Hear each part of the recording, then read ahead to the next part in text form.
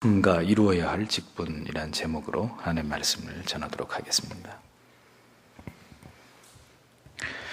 골로새 교회 성도들에게 사도는 자신의 동역자들에 대한 안부를 전하면서 또한 그의 동역자들을 대신해서 당부할 어떤 세부적인 사항들을 골로새 교회 성도들에게 서간을 통해서 꼼꼼하게 전달하고 있는 내용들을 우리가 이 골로새서 뒷부분에서 살펴보고 있습니다. 사도 바울이 이러한 수고를 옥에 갇혀있는 가운데서도 마다하지 않은 것은 이렇게 바로 성도 간의 영적인 교통과 교제가 이렇게 중요한 것이고 하나님께서 우리를 통해서 이루어가고 계시는 이러한 세세한 일들을 성도가 성도 간에 또 사역자가 교회와 더불어서 함께 이렇게 나누면서 감사와 영광을 올려드리는 것이 성도의 마땅한 의무이고 도리이기 때문입니다. 신앙은 결코 나 혼자만 잘 믿어서 되는 것이 아닙니다. 지난주도 말씀드렸습니다. 사도신경의 고백처럼 성도가 서로 교통하는 것과 하나님과 교통해야 되고 하나님과만 교통하면 다가 아닙니다.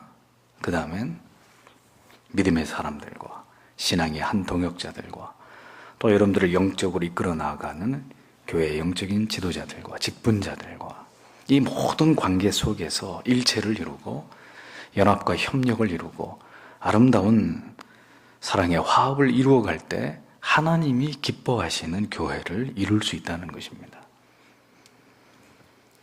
그래서 사도의 글을 보면 우리는 이 사역자들과 성도들 간에 이런 아름다운 조화와 협력을 통해서 초대교회가 이렇게 힘있게 든든히 세워져 갔다는 사실을 확인할 수가 있는 것입니다.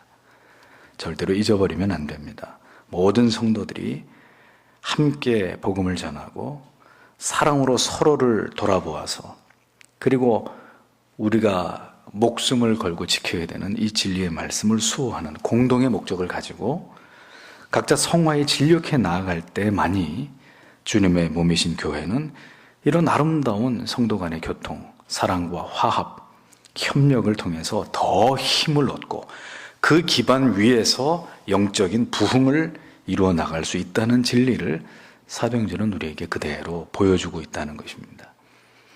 우리의 온 몸이 정상적인 기능을 유지할 때 혈액이 잘 순환이 되고 순환계 또 여러 가지 우리 몸에 있는 계통들이 원활하게 그 기능들을 잘 수행할 때 우리의 몸이 건강한 것처럼 말이죠. 하나님의 교회도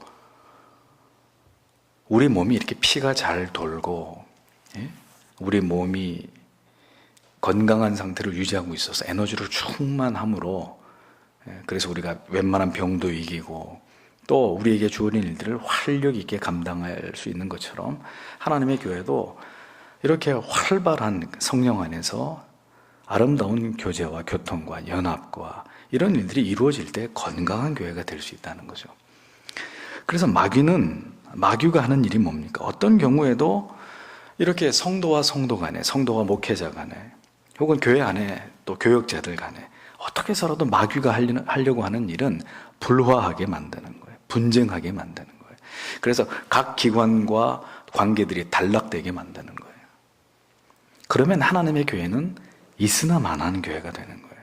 절대로 하나님이 그렇게 단락된 공동체를 통해서 하나님의 뜻을 이루어 가시는 법이 없습니다.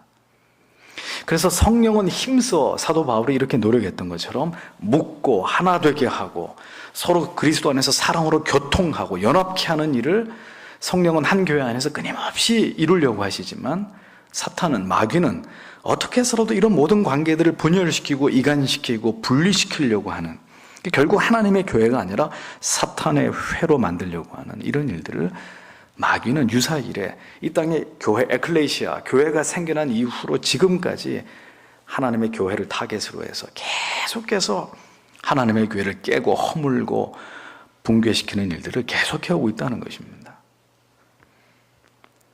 언제나 이 아름답고 거룩한 연합의 관계를 마귀는 틈을 타고 이간케 함으로 결국은 하나님의 교회와 공동체를 허물고 쪼개어지게 하는 그 일들을 계속해 오고 있다는 것을 우리가 분명하게 기억하고 있어야 됩니다.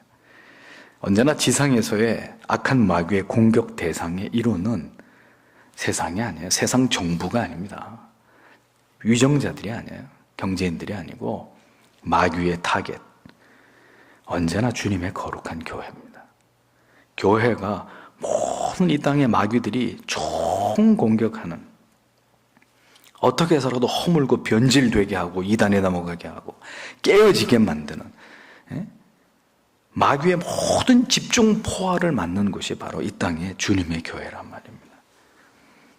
그리고 그 교회를 이끌어 나아가는 영적인 지도자와 그리고 성도들, 마귀가 끊임없이 틈타는 그런 대상들이란 말입니다. 이 사실을 누구보다도 잘 알고 있었던 사도였기에 그는 골로새서를 마무리하면서 이렇게 동역자들과 성도들 간의 이 사랑의 교제, 그리고 서로에게 안부를 묻는 이런 아름다운 어떤 사랑의 모습을 사도가 굉장히 중요하게 여기면서 자기의 서간의 마지막에 이런 것들로 다 나머지 공간을 할애하는 것을 보여주는 거예요. 안부를 전하고 사랑을 전하고 칭찬하고 격려하고 이런 것들로, 또 귀한 당부들을 여기저기 이렇게 옮기고 서로 공유하게 함으로써 이렇게 그리스도 안에서 하나 된 공동체를 더 아름답게 연합케 하는 일에 마지막 모든 열정을 다 쏟고 있는 이런 모습을, 그래서 성경은 우리에게 보여주고 있는 것이라는 거죠. 하나님의 교회가 나뉘어지는 것을, 주님의 몸이 쪼개지는 것을 하나님께서, 우리 주께서 가장 마음 아파하시기 때문에 그 하나님의 마음을 아는 사도는 그래서 어떻게 해서라도 연합하고 질서를 세우고 권위를 인정하게 하고 서로 섬기고 사랑하고 그리고 연합하게 하는 이 일에 많은 노력을 기울인 것을 바울의 여러 서신서에 등장하고 있는 그런 그의 간곡한 부탁을 통해서 우리는 확인하게 되는 것입니다. 자, 이러면서 이제 마지막으로 골로새 교회 성도들에게 딱 한 사람의 이름을 마지막으로 또다시 거명합니다. 그는 빌레몬의 아들. 이제 다음 주부터는 바울의 옥중서신 4권 가운데 드디어 마지막으로 이제 빌레몬서를 강의하는데, 이 빌레몬의 아들로 추측되는 아키뽀라는 인물입니다. 자, 본문의 내용만으로는 아키뽀가 왜 마지막으로 사도 바울로부터 이러한 권면을 받아야 되는지 분명하게 알 길이 없습니다.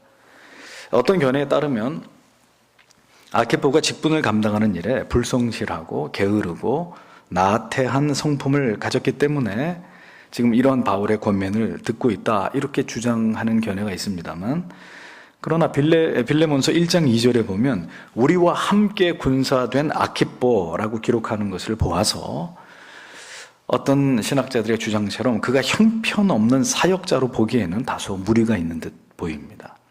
그렇게 형편없는 사역자 같으면 우리와 함께 군사된 아키뽀라고 얘기하겠습니까? 따라서 바울의 이러한 권면, 즉 골로새 교회 성도들로 하여금 아키뽀에게 주 안에서 받은 직분을 삼가 이루라고 전하라고 당부한 이유는 아키뽀가 불성실한 사역자이기 때문이라고 보는 견해보다는 아키뽀를 훈계하고 책망하라는 그런 이유가 있었다라는 그런 추측보다는 그의 직분이 무엇이든 교회로부터 받은 그 직분과 사명을 사역자로서 신실하게 감당하도록 그를 돕고 격려하고 위로할 것을 당부하는 내용으로 보는 것이 합당하다는 것이죠.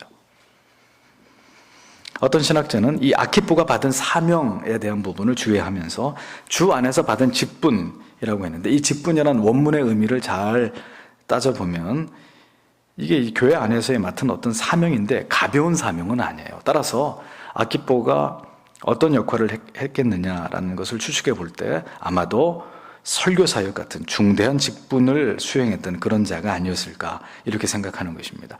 당시 골로새 교회의 설립자였던 에바브라와 함께 아키뽀는 설교자로, 에바브라가 예를 들면 부제시에는 아키뽀가 설교를 하는 이런 교회 안에서 상당히 중요한 어떤 사명을 감당하는 그의 직분이 결코 가벼운 사람은 아니었을 것이다, 이렇게 원문의 해석을 통해서 조심스럽게 이런 부분을 추측을 합니다. 그런데 아키뽀에게 이르기를 주 안에서 받은 직분을 삼가 이루라고 하라, 이렇게 되어 있습니다. 삼가, 우리나라 말로 삼가라고 번역했는데 이 말의 원어적인 의미는 철저히 주의하라, 기억하라, 그리고 조심하라, 이런 의미를 가진 표현입니다. 그러니까 철저하게 주의해서 매우 조심스럽게 이루라 그러는데, 또 이루라는 말의 의미는 가득 채우다 이런 의미, 또 차고 넘치다 이런 뜻입니다. 그러니까 무슨 얘기입니까? 아키포로 하여금 그가 교회로부터 받은 그 직분을 감당하는 일에 있어서 철저히 주의하면서 이것을 최우선순위에다가 두고 그가 직분을 수행하는 그 일이 차고 넘치도록 열정적으로 하나님이 기대하시는 그 기대치까지, 하나님이 정하시고 원하시는 그 수준에 도달하도록 충분히 지속적으로 복음을 위해서 수고하게 하라, 그런 의미가 되는 것입니다. 다시 말해서 분명한 소명의식 그리고 사명의식을 가지고 하나님의 기대와 교회가 원하는 수준까지 최선을 다해서 받은 직분을 감당하게 하라고 골로새 교회 성도들에게, 바울이 지금 아키포에게 직접 얘기하는 게 아니고요, 골로새 교회 성도들에게 그렇게 하게 하라고 전하라고, 그를 도우라고 이렇게 얘기하고 있는 것입니다. 우리는 사도 바울의 이러한 말을 통해서 두 가지 교훈을 생각해 볼 수 있습니다. 첫째로는 모든 주님의 교회를 섬기는 직분자들은 하나님과 교회와 성도 앞에서 최선을 다하는 수고를 감당해야 될 의무가 있다는 점입니다. 삼가 이루어 가야 될 책임이 있다는 거예요. 어떤 성도도, 어떤 성직자도 하나님의 일을, 하나님이 그에게 맡기신 일을 취미생활 하듯이 하는 것은 범죄의 행위가 되는 것입니다. 내가 시간이 있으면 하고 시간 없으면 못하는 거고,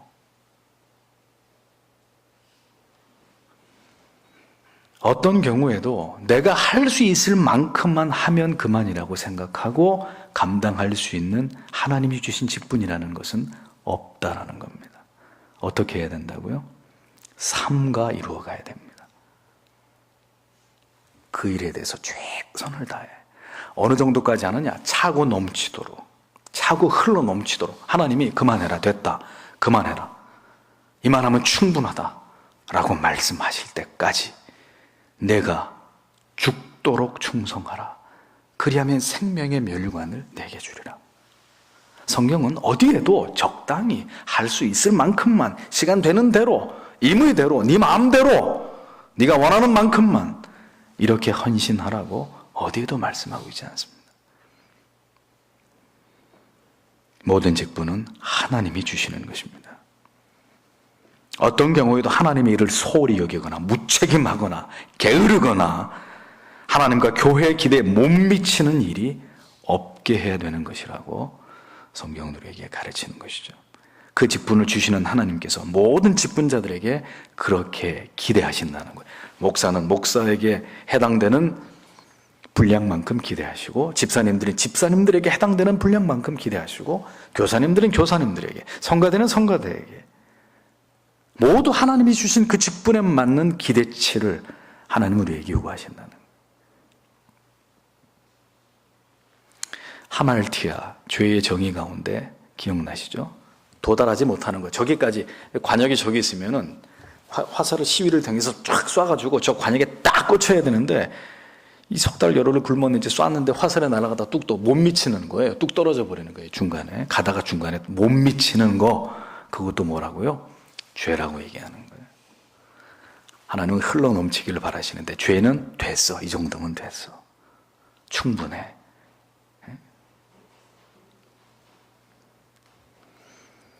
우리의 모든 직분이 주를 위해서, 주님 때문에 받은 거룩한 직분이라는 마음을 잊어버리면 안 됩니다. 결코 소홀히 할 수 없는, 반드시 하나님 앞에 서서 언젠가는 셈해야 합니다. 우리가 청직이기 때문에 언젠가는 주님 앞에 설 날이 옵니다. 곧 옵니다. 어떤 분은 벌써 그 날이 온 분도 계십니다. 하나님 앞에서 셈해야 될 사명이라는 생각을 한시도 망각해서는 안 돼요. 차라리 안 맡았으면 모를까, 내게 직분이 없고 교회가 나에게 어떤 일을 맡기지 않았으면 상관없는데, 맡아놓고 하나님 앞에 불충하는 것은 하나님 앞에 가서 분명히 해명해야 될 부분이에요.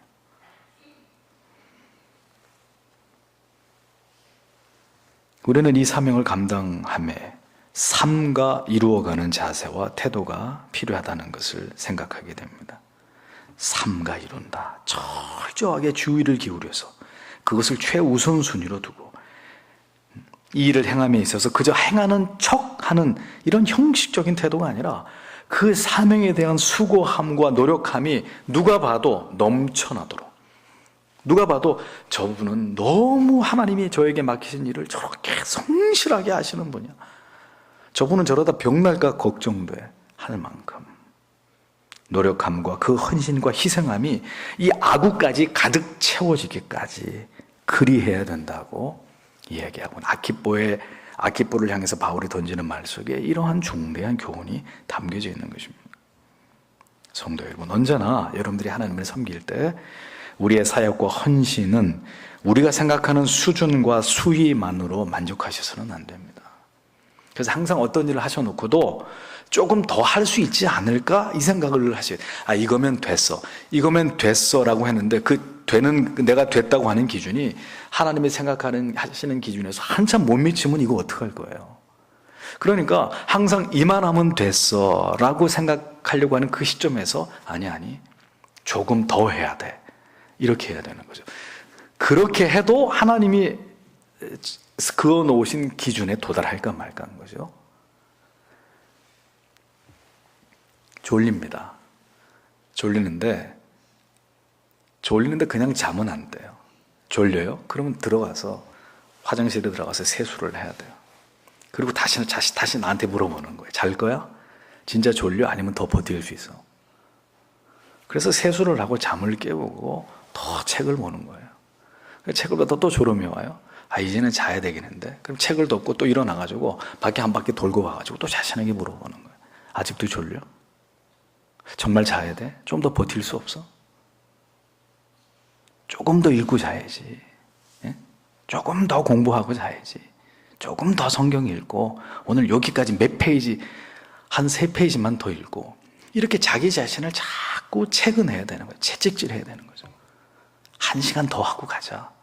주님 앞에 조금 더, 남보다 좀 더 많이, 작년은 요만큼 했으면 올해는 요만큼 한 발짝만 더, 이렇게 자꾸 우리가 그런 마음으로 죽게 하나님 앞에 내가 받은 사명을 감당하기 위해서 진보해야 흘러넘치는 삶과 이루는 분량에까지 갈 수 있는 것이지, 우리는 자꾸 우리 자신한테 됐어, 고생했어, 오늘도 수고했어, 얼른 자, 다른 사람한테는 막 혹독한 기준으로 몰아세우면서 내 자신한테는 한없이 자비로운 이런 것들을 우리가 우리 자신부터 하나님 앞에 더 엄격해지기 위해서 애를 써야 됩니다. 그래야 하나님이 기뻐하시는 기준에 어느 정도까지는 가까이 가지 않겠습니까? 차고 넘치도록 철저히 이를 주의해서 그렇게 해서 이루어 가야만 할 사명, 우리는 모두 이러한 거룩한 부담으로 주께서 우리에게 맡기신 일들을 감당해 나가려고 하는 이런 중심, 이런 마음이 우리에게 필요하다는 것입니다. 주를 섬기는 일이, 교회와 교회가 부여한 사명을 감당하는 일이 이렇게 중요하고 무거운 일이기 때문에 결코 사람의 힘만으로는 불가능해요. 내 노력 가지고 하려고 하면 할수록 어떻게 되시는가요? 좌절감만 밀려와요. 안 되는구나, 절대로 될 수 없구나, 이것만 더 아주 참 잔인하게 그 실패와 내 자신에 대한 무너지는 절망감이 나를 후려치는 거예요. 그러니 이 모든 사명 감당의 원천은 뭐겠습니까? 우리가 뭘 가지고 해야 이렇게 하나님이 우리에게 원하시는 삶과 이룰 수 있는 단계까지 가겠습니까? 원천이 뭘까요? 여러분들이 어떤 일을 하는데 어떤 일을 미친 듯이 하신 경험이 있을 거예요. 뭘 하셨을 때 미친 듯이 하셨습니까? 첫째, 연애하셨을 때, 그렇죠? 사랑에 빠지셨을 때 미친 사람처럼 하셨을 거예요. 또 둘째, 어린 자녀를 낳아서 키울 때 미친 듯이 진짜 밤에 졸음이 쏟아지는데도 아기에게 젖을 물리고, 예? 똥선 기저귀 빨고 사랑이 시켜서 나를 잊어버리고 미친 듯이 그 대상에 온통 집중하면서, 그러면서도 힘든 줄도 모르고. 그러니까 우리가 이렇게 하나님 앞에 삼가 이룰 수 있는 그 에너지가 어디에서 온다는 거죠? 하나님과 나와의 관계에서 온다는 겁니다. 내가 그분을 너무 사랑하고 그분이 나를 너무 사랑하고 계신다는 것을 알면 그게 에너지가 되는 거예요. 그 힘으로 하는 거예요. 성도는 그 힘으로 섬기는 거예요. 내 힘으로 새벽기도 나오려고 그러면 재앙이에요. 예? 아침에 그 꿀 같은 잠을 무슨 수로 밀치고 새벽에 일어나요? 근데 사랑하는 자기가 우리 새벽에 만나? 이러면은 맨날 해가 중천에 떠도 안 일어나던 사람이 그날은 새벽에 일어나요. 여기 제가 새벽기도 나오면서 가끔 보는 풍경입니다. 남자분들이 그 새벽에, 저는 새벽기도, 아내와 새벽기도 나오는 시간에 골프 가방 차에다 넣고 골프 그 부킹하러 가는 거예요. 골프에 미친 사람은 그 새벽기도, 우리는 기도하러 하나님 앞에 가는데 그분들은 골프채 메고 골프장으로 가요. 그 새벽에. 그분들은 하나도 피곤하다고 생각하지 않으면서 골프장에 갈 거예요. 자기가 좋아하는 일이니까. 삼가 이룬다는 거 하세요. 충성하세요. 강요하고 억압해가지고 되는 일이 아니라 하나님과 내 사이에 충만한 은혜와 사랑이 넘치는 관계라면 어렵지 않아요. 어렵지 않아요. 힘들지 않아요. 하나님과 올바른 관계에서 비롯되는 것이고, 하나님께로부터 사명을 감당할 은혜를 수혜받음으로써 가능한 일이라는 거 잊어버리시면 안 됩니다. 은혜 없이 주의 일을 하는 것만큼 비참한 게 없어요. 미국에서 하는 유명한 게 아니라 미국에서 하는 가장 나쁜 욕 중에 나쁜 욕 중에 이런 욕이 있어요. 뭔지 아세요? 성령 받지 말고 목사 해 먹어라, 이런 거예요. 예, 그게 그 사람들한테는, 그 사람 딴에는 욕이에요. 욕. 성령 받지 말고 목사 짓거리 해 먹어라. 지옥에 가란 얘기죠. 지옥에 가란 얘기예요. 그리고 성령 받지 않으면 목회라는 것을 할 수가 없어요. 정신병자가 될 거예요, 아마. 그 많은 문제들, 성도님들의 문제들, 교회의 문제들을 끌어안고 가는 그 일 자체가, 그게 성령의 도우시는 힘이 없으면 도대체 월급을 얼마나 준다고 그 일을 하겠습니까? 저 같으면 절대로 안 할 거예요. 돈을 뭐 1억 1천만, 뭐 얼마나 준다 그래도 내가 성령 안 받고 잡으로 목사하라 그러면 절대로 안 할 겁니다. 그냥 땅을 파먹고 사는 일이 있어도. 성령의 도우시는 힘으로, 그래야 그 모든 것들을 이겨나가는 거잖아요. 하나님이 주시는 은혜로 감당할 수 있는 은혜를 받아야 우리가 살아나가요. 사명 감당해요. 이길 수 있어요. 참을 수 있어요. 또 한 고비를 넘어갈 수 있어요. 무너지는 좌절감을 딛고 일어설 수 있고, 은혜가 떨어지면 왜 나만 이렇게 돼? 왜 나만 이렇게 살아야 되나? 왜 나만 이렇게 맨날 고생해야 되지? 이러다가도 하나님의 은혜가, 권사님 기도하신 대로 따뜻한 그 봄볕에 그 풀냄새, 꽃냄새, 다시 모든 생명이 움트는 향기가 진동하는 그 봄볕의 앞마당에 그 아름다움처럼, 화려함처럼 내 영혼이 하나님 앞에 그런 은혜를 이렇게 받고 있으면 그 어두웠던 마음들이 싹 사라지고 다시 두 주먹에 힘이 불끈 들어가면서 주를 위해서 기꺼이 하나님 내 한 목숨 바칠 준비되어 있습니다. 하나님 나를 써주십시오. 오뚜기처럼 다시 일어납니다. 주님의 사랑 때문에. 그리고 달려가는 거예요. 우리가 받은 모든 직분은 모두 그의 나라와 영광을 위해서 삼가 이루어 가야 될 사명들이라는 겁니다. 한가하게 취미생활 하듯이 그렇게 할 수 있는 내용이 아니에요. 거기서 필요한 것은 바로 하나님의 은혜, 사랑의 관계, 하나님과의 연합, 이런 것들이라는 거죠. 두 번째 교훈은 직분자들이 최선을 다해서 교회와 성도를 위해서 수고하는 일을 위해서 뭐가 필요하다는 거예요. 자, 삼가 이루라고 하라. 누구한테 하는 얘기죠? 골로새 교회 성도들에게. 그러니까 이것은 다시 말하면 뭡니까? 두 번째 교훈은 이렇게 직분자들이 삼가 이 일들을 이루어가는 그 일들을 위해서 수고할 때 성도님들은 끊임없이 그들을 위해서 격려하고 권면해주고 도움을 주어야 된다는 거예요. 아키뽀가 그 일을 잘 하도록, 삼가 하나님이 그에게 맡기신 일들을 잘 하도록 하라. 뭘 하라는 거예요? 도와주라는 거예요. 협력하라는 거예요. 사도는 골로새 교회 성도들에게 아키뽀로 하여금 그가 받은 직분을 수행하는 일에 있어서 최선을 다해서 넘치도록 수고하면서 이 일을 수행해 나가도록, 그가 그 일을 그렇게 잘 하도록 도와주라는 거예요. 도와주라는 거예요. 먼저 직분자들이 하나님 앞에 받은 이 사명과 직무와 책임을 감당함에 있어서 스스로 삼가 이루려고 하는 열심과 열정이 있어야 되는 것이고, 그러나 그들도 사람이란 말이에요. 사람. 그러니까 어떻게 됩니까? 연약해요. 때로는 낙심해요. 때로는 실수합니다.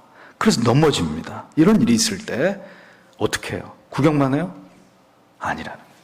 다시 일어서서 힘을 내서 그 맡은 바 사명을 하나님이 원하시는 그 분량까지 이루어내도록 끝까지 달려갈 수 있도록. 레이스를 하다가 쓰러진 사람이 있습니다. 그러면 그 사람이 혼자면 다시 일어나서 달리기 힘든데, 그 사람을 사랑하는 가족이, 딸이면 딸, 아들이면 아들, 아내면 아내가, 애인이면 애인이, 여보 당신은 뛸 수 있어요. 아빠 일어나서 달릴 수 있습니다. 당신은 할 수 있어요 라고 옆에서 누가 응원해 주면 어떻게 됩니까? 영화 같은 거 보면 링 위에 쓰러져가지고 피범벅이 돼서 막 다운돼서 곧 죽을 것 같은 사람도 사랑하는 가족이 옆에서 막 응원을 하고 일어나야 된다고 그러면 어떻게 해요? 거짓말처럼 일어나잖아요. 그래서 싸워가지고 한 방 날려가지고 결국 이기잖아요. 극적인 이런 장면을 연출해내잖아요. 마찬가지예요. 아키뽀, 하나님의 사역자. 누구의 도움이 필요하다는 겁니까? 골로새 교회 성도들. 당신들의 도움이 필요하다. 응?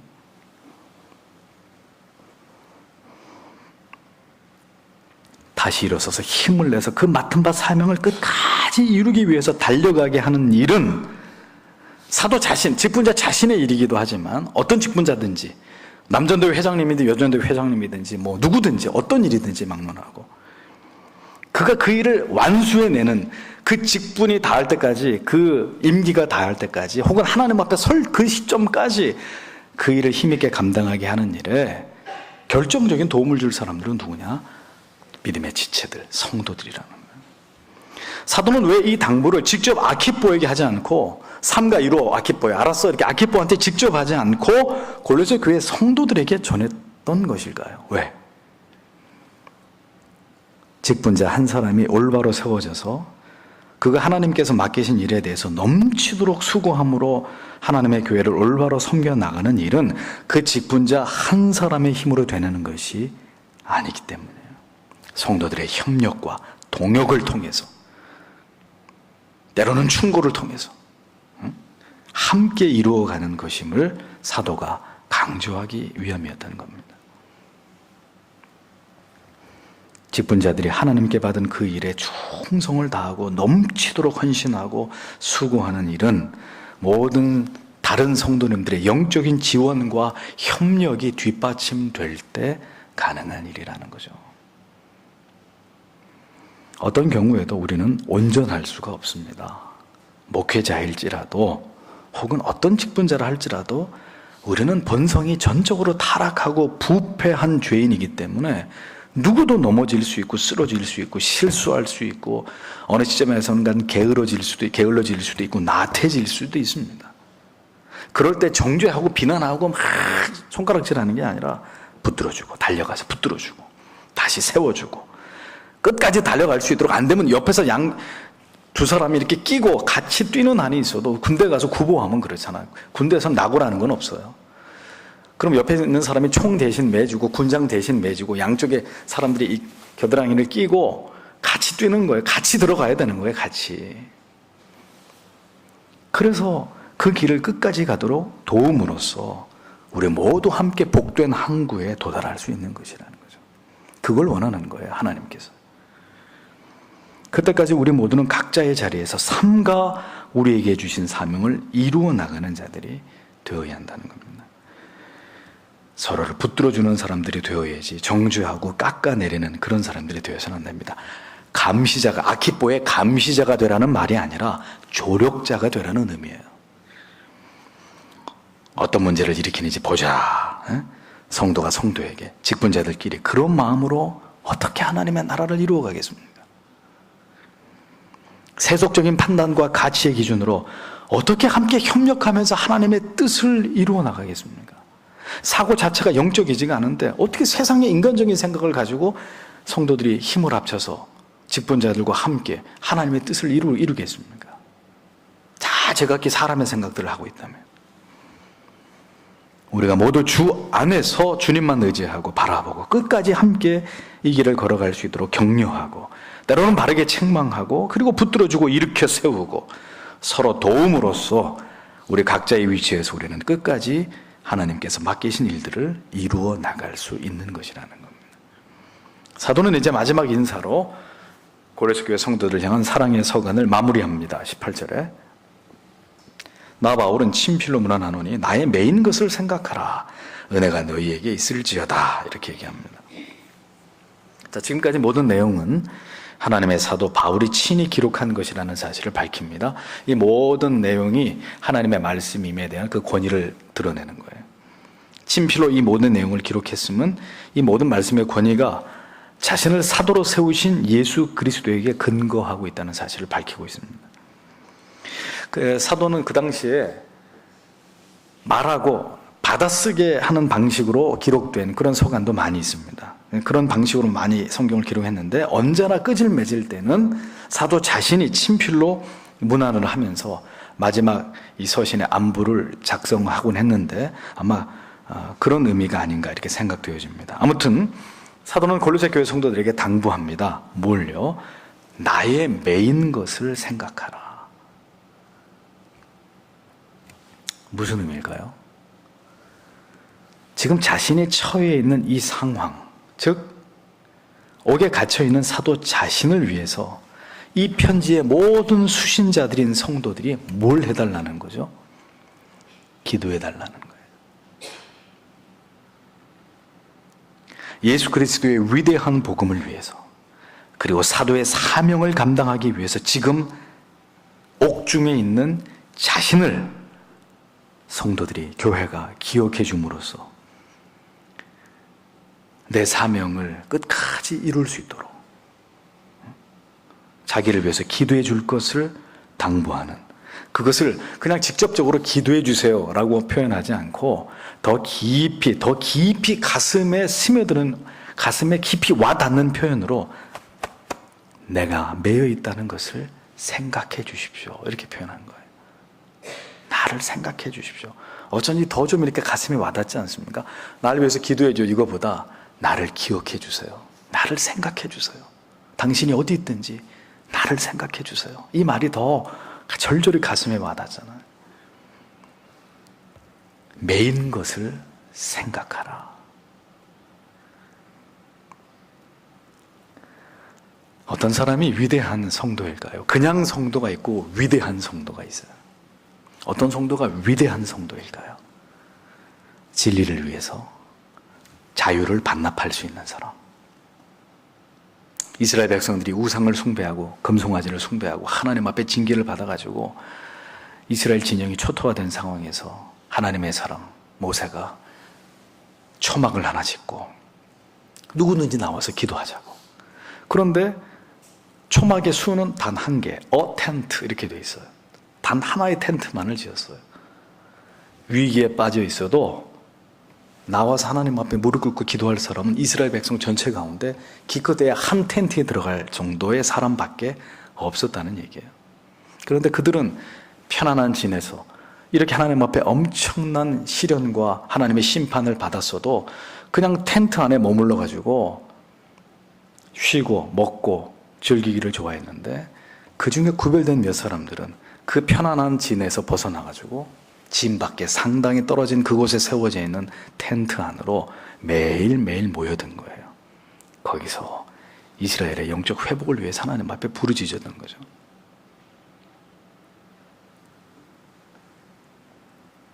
진리를 위해서 자기의 자유를 반납할 수 있는 사람, 의를 위해서 핍박을 받고 불이익을 당하는 것을 당연한 것으로 여길 수 있는 사람. 미쳤어. 내가 저기 그런 일 당하게, 내가 그렇게 손해 보게. 예수 믿는 건 믿는 거고 세상에서는 손해볼 일이 없어야지. 내가 미쳐서 그런 손해보게. 그런 사람 말고. 내가 신자라는 이유 때문에 불이익을 당해야 돼요. 그런데 그것을 당연하게 여기는 거예요. 그래, 법을 지키고 올바르게 내가 사업을 하려면 이런 일을 당하는 것쯤이야. 하나님 앞에서 내가 감당해야지. 손해보고 싶은 사람이 어디 있습니까? 신앙의 정도를 지키는 일을 위해서 세상에서의 성공을 조용히 내려놓을 수 있는 사람. 신앙의 정도를 가는 길과 세상에서 성공하는 길이 한 길에 있지 않을 때 부득이하게 둘 중에 하나를 선택해야 된다면 성공을 선택하는 게 아니라 신앙의 정도를 지키는 길을 선택할 줄 아는 사람. 나의 메인 것을 생각하라. 우리에게도 이런 믿음이 필요하지 않을까요? 자신의 성공을 자랑하면서 그것을 뽐내고 싶은 마음은 성도가 가져야 될 마음이 아니에요. 수단과 방법을 가리지 않는 그런 일들로 이익을 만들어내고 그것으로 유익을 삼는 일은 성도에게 부끄러운 일이에요. 부끄러운 일이에요. 그러나 신앙을 위해서 때로 우리가 매이게 되는 일을 당하고 묶이게 되는 상황을 당하게 될 때 법대로 하려고 하다 보니까 하나님 앞에서 일을 하려고 하다 보니까 사방에서 우겨싸매을 당해요. 그냥 하던 관례대로 하면 아무 문제 없는데 하나님이 원하는 대로 해보려고 직장에서 학교에서 뭐 어디서든 가정에서 하니까 내가 꽁꽁 묶여버리는 거예요. 환경 속에서, 사람들 속에서.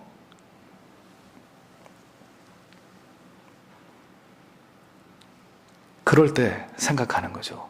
예수 때문에 묶이는 것이로구나. 예수 때문에 매이게 되는 것이로구나. 내가 이렇게 해서 주님의 삶의 10,000분의 1이라도 닮아갈 수 있는 것이구나. 이렇게 생각하는 거죠. 그것이 성도의 삶 아닐까요? 요리조리 미꾸라지처럼 법망을 교묘하게 피해가면서 그렇게 해서 떼돈 벌었어요? 그거 가지고 건축원금을 드리면 뭐 할 거고 11조를 내면 뭐 할 거고 감사원금을 드리면 수십억을 하면 뭐 할 거예요? 하나님이 그거 기뻐하시겠습니까?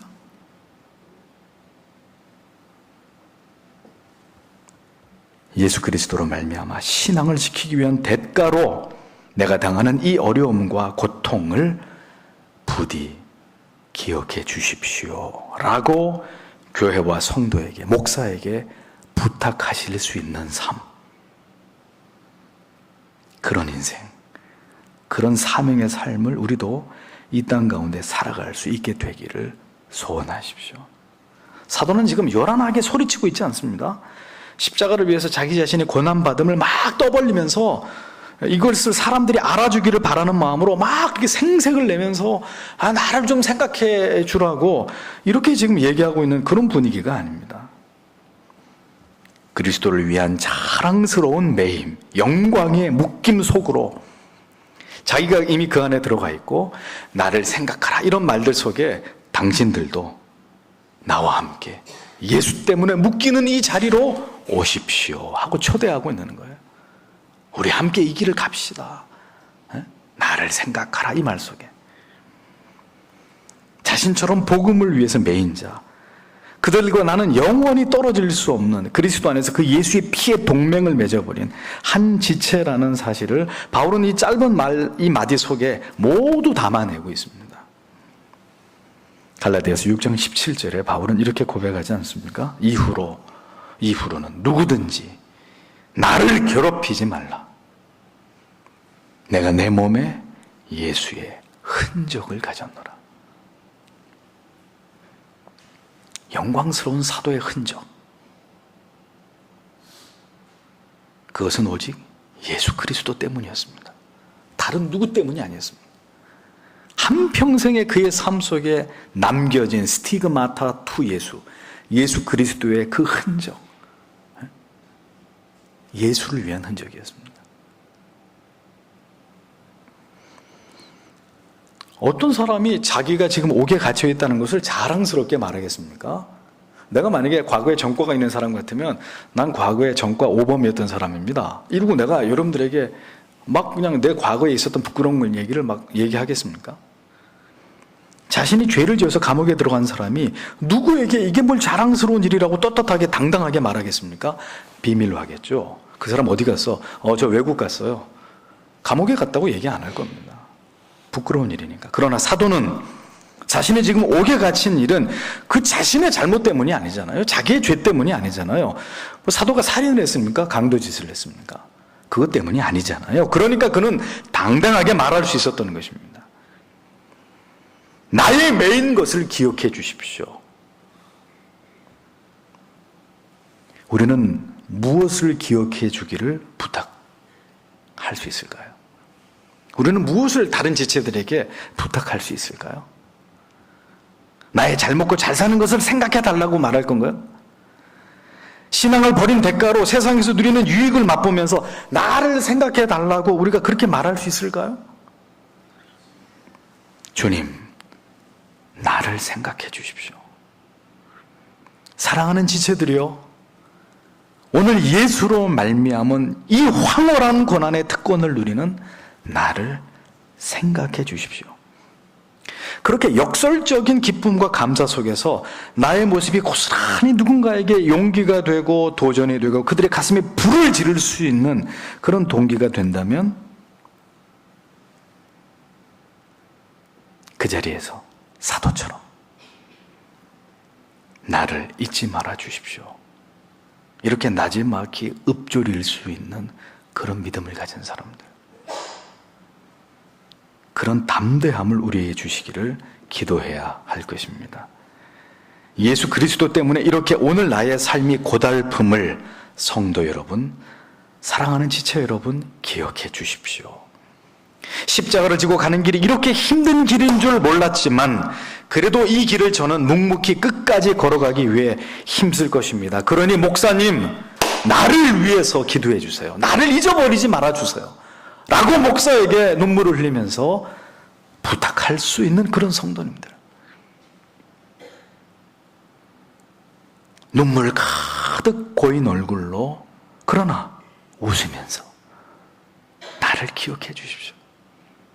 이렇게 말할 수 있는 그런 믿음의 사람들, 그런 분들이 모두 다 하나님의 나라의 보석 같은 분들이에요. 보석 같은 분들.